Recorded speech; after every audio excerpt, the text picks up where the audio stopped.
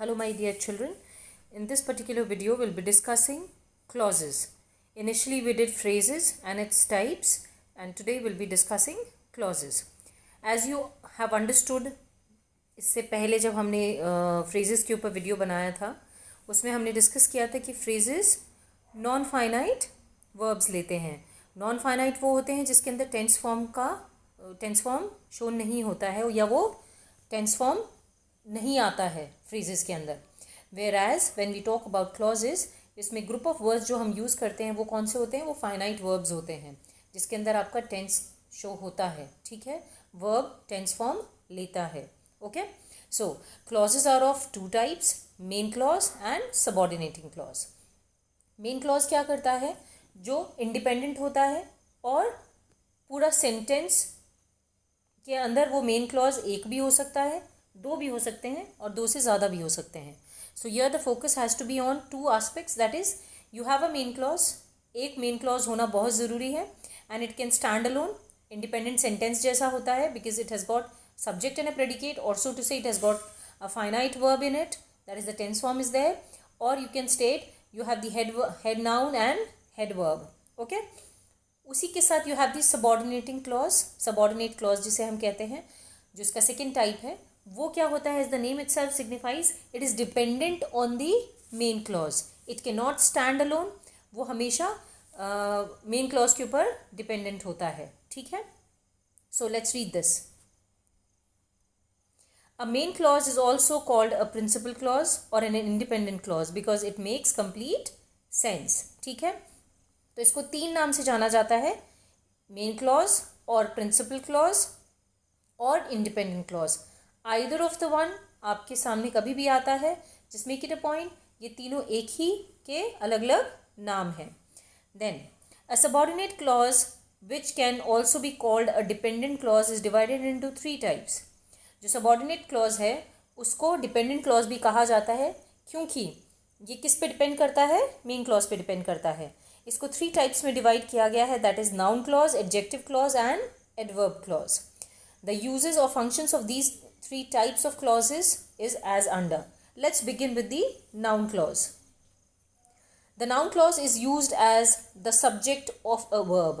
ये same pattern में हमने कल phrases में अंडरस्टैंड किया था. अब हम यहाँ पे clauses को अंडरस्टैंड करेंगे कि वो किस तरीके से यूज़ हो रहे हैं.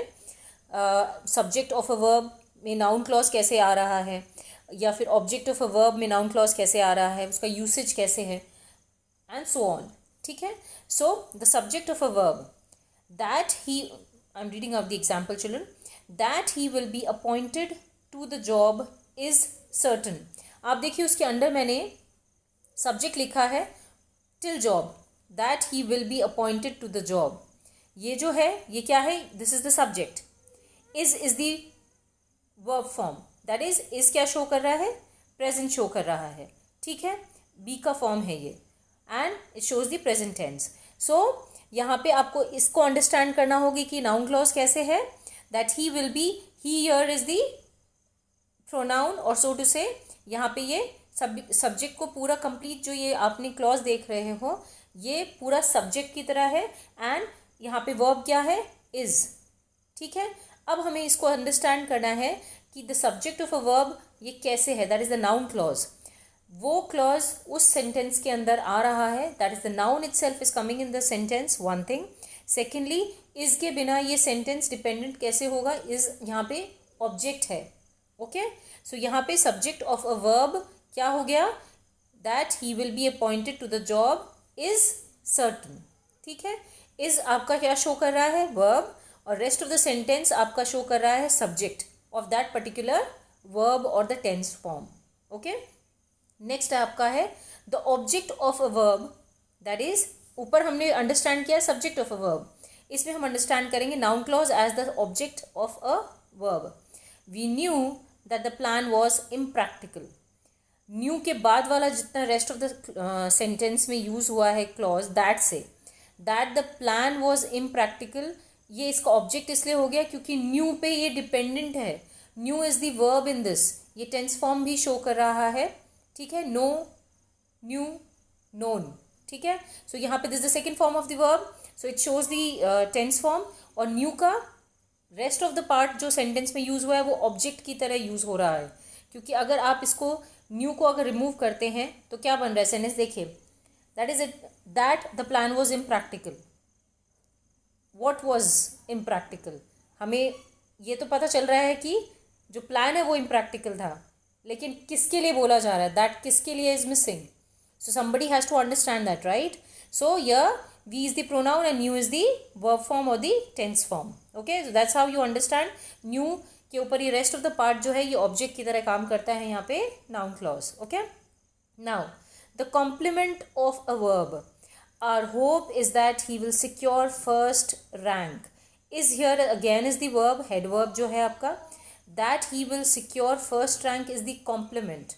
Here the rest of the thing is defining the verb here. Okay, so that's how it is the form, tense form. plus इसको यहाँ पे नाउन जो नाउन क्लॉज है वो यहाँ पे कैसे शो हो रहा है, it is complementing the verb form here. So verb is and that he will secure first rank is the complement. It is complementing the both the aspects, that is यहाँ पे our hope is the subject here. Okay, so our hope is that he will secure first rank. Next, the complement of an adjective. Adjective को कैसे define कर रहा है ये, we were certain, certainty की बात हो रही है यहाँ पे. it is telling something more about the aspect, or it is defining something more or telling something more about the action. वो किस तरीके से किया गया है और वो कौन बता रहा है. नाउन जो यहाँ पे यूज़ हुआ है वो उसको और ज़्यादा अच्छे से हमें अंडरस्टैंड कराने के लिए हम एडजेक्टिव को अंडरस्टैंड कर रहे हैं. तो यहाँ पे certain is the adjective. We were certain that he would pass. तो यहाँ पे वी इज़ द प्रोनाउन और so to say the subject. Were is the were क्या है, tense form.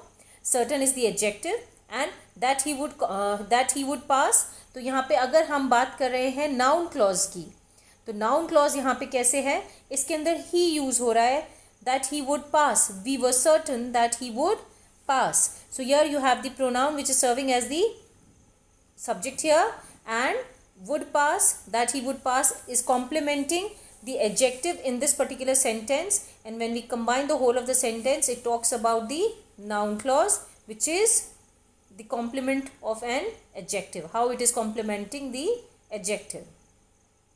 I am hopeful that he will agree to our proposal. Hopeful यहाँ पे adjective है, it is defining something more about the noun, and that he will agree to our proposal. again ये भी चीज़ क्या है, again it is complementing. और यहाँ पे जो noun clause है वो किस चीज़ को complement कर रहा है, noun clause is used as an adjective which is complementing with the along with the verb form. ठीक है, so यहाँ पे the complement of a verb क्या हो, the complement of an adjective क्या हो गया, adjective is defining something more about the rest of the part, that is that he will agree to our proposal, and for this they are hopeful. Okay, that's how you understand adjective, how it is complementing adjective with the help of a noun clause or in the noun clause. Note, when the noun clause is an object or a complement, the conjunction that may be omitted. It's not necessary कि आप that को हमेशा use करें, that को omit भी किया जा सकता है, exceptions are always there. So यहाँ पे किस तरह से वो होगा, यहाँ पे इन्होंने क्या बोला है, the noun clause is an object or a complement. अगर noun clause object की तरह काम कर रहा है या complement की तरह काम कर रहा है तो जो conjunction that है उसको omit कर सकते हैं. जैसे I believed he was right, I believe that he was right. इसके अंदर आप अगर that लगा रहे हो तो भी sentence ठीक है, अगर आप नहीं लगा रहे हो तो भी sentence ठीक है. तो यहाँ पे verb क्या हो गया, believed हो गया, and because it's the action word plus ed is the tense form, and he was right is the object of who believed, right? I believed, and what was the thing जो believe करने वाला था, that he was right. So that's how they are dependent on each other. Let's take one more example. I was sure he was right. I was sure that he was right. तो यहाँ पे sure is the adjective and he was right is the complement. तो he was sure about what? That he was right. So I hope you are able to understand कि हम इनको correlate किस तरह से कर रहे हैं, कि how it is a complement when we talk about an adjective in the noun clause. Okay, let's move to the next. In apposition to the noun before it, इसके अंदर कैसे आता है? The suggestion that the meeting should be adjourned was unanimously accepted. यहाँ पे subject क्या है? Noun है. That the meeting should be adjourned is the noun clause. एक बार देखिए चिल्ड्रन, अगर हम इस सेंटेंस को सिंपल रखते हैं, the suggestion was unanimously accepted, ये कंप्लीट सेंटेंस है. इसके बीच में अगर ये that the meeting should be adjourned ये पुट किया गया है, it is defining something more about the suggestion being given, और वो the suggestion which was unanimously accepted उसको और elaborately understand करा रहा है. Plus it is used in opposition to the whole of the phrase which has been used or the clause which has been used here, and they are dependent, right? एक बार फिर से understand करते हैं इसको. When we talk about opposition itself means agreement. You are agreeing to whatever the situation has been told or discussed in the sentence, one thing. Secondly वो noun clause है, उससे agree कर रहा है नाउन इटसेल्फ. ठीक है, so let's read it. The suggestion that the meeting should be adjourned was unanimously accepted. So here it is in agreement with the noun, that is the noun clause is in agreement with the noun. ऊपर हम इसको read करते हैं, in opposition to the noun before it. ठीक है. Now, WH clauses as noun clauses. WH clauses perform all the 5 functions that that clauses do. ठीक है, WH clauses की बात हो रही है, ये 5 functions perform करते हैं, और यहाँ पे that clause जो करता है सिमिलरली उसी तरीके से WH clauses भी सिमिलर वे में काम करते हैं, बट उनका फंक्शन करने का तरीका क्या है वो हम नीचे अंडरस्टैंड करेंगे one by one. In addition to these, they can function as the objects of preposition. ये चीज़ हमने सेम phrases में भी अंडरस्टैंड किया था, और यही चीज़ हम clauses में अंडरस्टैंड करेंगे कि अगर हमें WH clause को अंडरस्टैंड देखना है in relation to noun clauses, तो वो objects of prepositions किस तरह से हैं in the sentence. ठीक है, let's take the example. सबसे पहले अगर हमें subject अंडरस्टैंड करना है तो क्या होगा? What do you say is true where he lives is a mystery. अगर हम इसमें what do you say लेते हैं, it is a complete sentence or so to say a clause. Where he lives, again it is a complete sentence or a clause. ये पूरा meaning बता रहा है. ठीक है, is a mystery is defining more about it. ये phrase हो जाएगा is a mystery. Is true, again it is a mystery. Oh, sorry, it is a phrase. So subject हमें इस पूरे सेंटेंस में कहा है what do you say and where he lives. Object अब हमें अंडरस्टैंड करना है. I don't know what he would say to this proposal. ठीक है, would say to this proposal, यहाँ पे ऑब्जेक्ट किससे स्टार्ट हो रहा? I don't know. This much is enough. What he would say to this proposal, don't know about what. तो जब हम अबाउट वॉट पूछ रहे हैं तो वो क्या बन जाएगा? ऑब्जेक्ट बन जाएगा, क्योंकि उसके बिना आप the latter part is dependent on the initial one. So वो उसको आइडेंटिफाई करने में हमें हेल्प कर रहा है कि इसका ऑब्जेक्ट क्या है. Okay, and to bring out the whole of the meaning of the sentence. Now subject complement. The question is who will bell the cat. The question is, इसको the latter part is complementing the initial. जो subject है उसको complement कर रहा है. Who will bell the cat. The question is who will bell the cat. ये अपने आप में कंप्लीट क्लॉज है. That is who will bell the cat. This is the question. That's how it is complementing. Both the aspects are complementing each other और defining more about it. In opposition, as I told you, it means agreement. You agreeing with both the things which have been shown in the or discussed in the sentence. Let's take the example. My question, who is responsible for the loss, has not been answered. My question has not been answered अगर हम लिखते हैं, it is a complete sentence. इसके बीच में जो ये हमने highlight किया है, who is responsible for the loss, it is apposition. It is explaining how a noun clause is behaving in the sentence in opposition to the rest of the part of the sentence. अगर हम बोलते हैं my question has not been answered, but what is that question, or what was the question related to, ठीक है. So when you have this who is responsible for the loss, तो ये आपको correlate कर रहा है in agreement to the noun as well as the clause being used in the sentence, ठीक है. So इस जगह यहाँ पे opposition is in agreement with the noun and noun clause. Adjectival complement. I wasn't sure whose fault it was. Adjective जो इसको explain कर रहा है, that is surety about it, and whose fault it was, it is telling वो surety किस चीज़ की है, कि आप sure किस बात के लिए नहीं हो.